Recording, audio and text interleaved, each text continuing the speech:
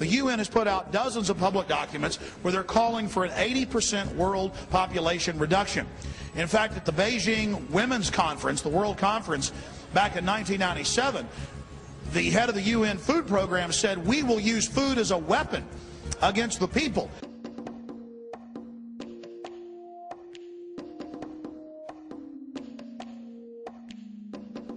66% of United States residents' public water is fluoridated. It is known to have tremendous effects on bone cancer, joint problems, bone weakness, lowered estrogen and testosterone levels, and dental fluorosis, which is yellowing of the teeth and pitting in the enamel. Wouldn't it make more sense to enhance public water with vitamins which are meant to be ingested to promote overall health, rather than putting such a toxic chemical in our water with a bogus explanation that it will improve our dental health? We now know that fluoride causes more dental problems than it solves. Something doesn't seem right about this. Do you honestly believe that these companies care deeply enough for the people to spend large amounts of their own money to fluoridate public water when the people already purchase their own toothpaste? But there's a difference between toothpaste and drinking water. We don't ingest toothpaste. If you go to any hardware store and look at any rat poison product, you will only find one ingredient: sodium fluoride. It is the most toxic ionic molecule outside of potassium dichromate. Now Dannon, along with other companies, have begun fluoridating bottled water. It is becoming increasingly difficult to get away from. And the fact that fluoride is also used in many prescription antidepressants shows that it eliminates aggression and motivation in people. Fluoride, to my knowledge as a physician, has absolutely no biological benefit whatsoever. But one of the significant things is that the Russians carried out all sorts of experiments on the people living in the Gulag. One of them, of course, was to fluoridate the water. Why?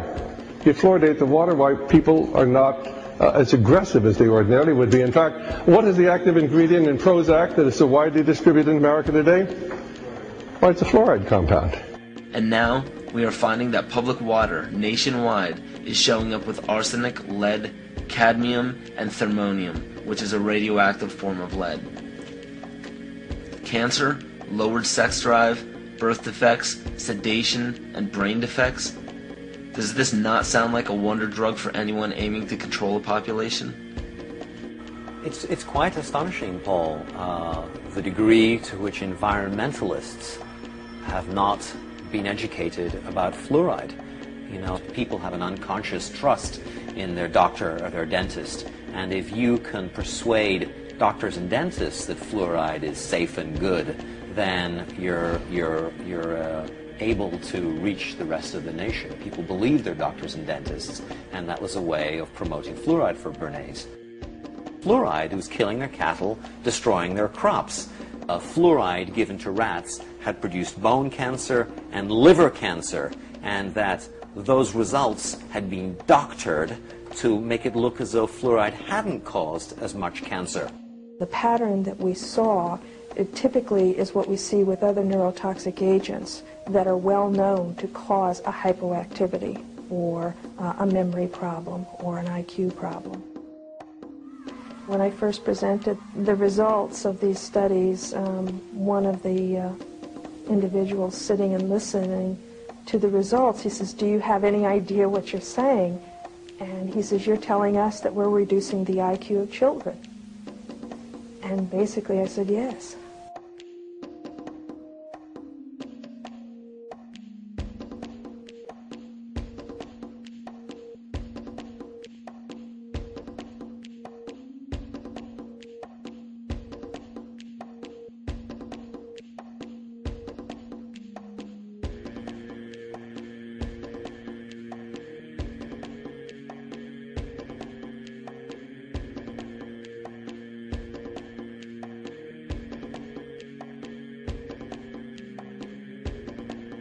Aspartame, the artificial sweetener found in almost every low-sugar or sugar-free product on the market.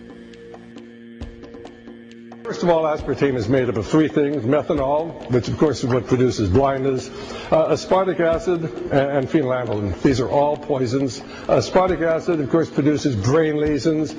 This was known back in the early 1970s. Methanol produces blindness. Phenylalanine is what you see in the brain, and in high dosage it produces trauma. We're not making this all up. The FDA did publish back in, I think it was in the 80s, they did publish the 92 potential side effects of aspartame. And they do, these side effects are quite, are extremely serious. Things like dizziness, problems with balance, abdominal pain and cramps, changes in vision, seizures and convulsions, etc., etc. So the nervous system seems to be one of the areas that's most affected. So we see people have difficulty thinking. They feel like they're walking around in a cloud or a fog. Yet despite all of these harmful effects, Donald Rumsfeld pushed it out into the stores in over 5,000 products when he was CEO of Searly, the company that manufactured aspartame.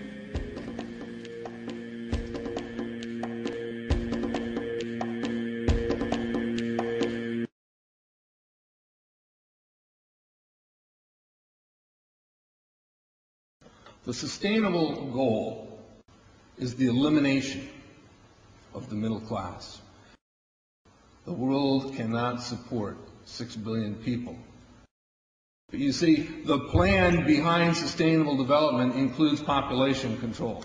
It's a program for land use control, education control, and population control. The leaders of the sustainable movement say that the world's human population should not exceed 500 million people. That's a 93% reduction of today's population levels. In 1992, while the Rio conference was going on, George Bush, then president, was there. He was just offshore in Prince Charles's yacht, where he executed the Agenda 21 protocols on behalf of the United States and brought it back to Washington, D.C. Within a year, Bill Clinton, by executive order, established the President's Council for Sustainable Development. In 1996, Bill Clinton set up the President's Council on Sustainable Development.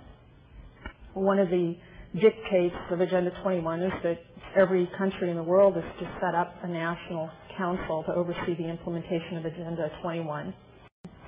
I've listened to Gorbachev explain, we are writing a new set of 10 or 15 commandments to replace the original 10.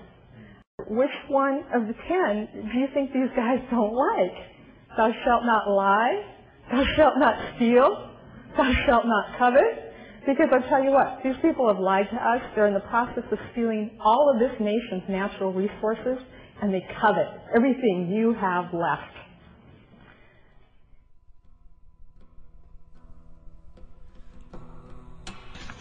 To explain the map, the red are areas that are to be off limits to human beings. If you live there, you won't. The yellow areas are the areas for major control of all human activity. If you live there, you won't. The black dots are the smart growth zones. That's where human beings are to be stacked and packed in small living units along rail tracks.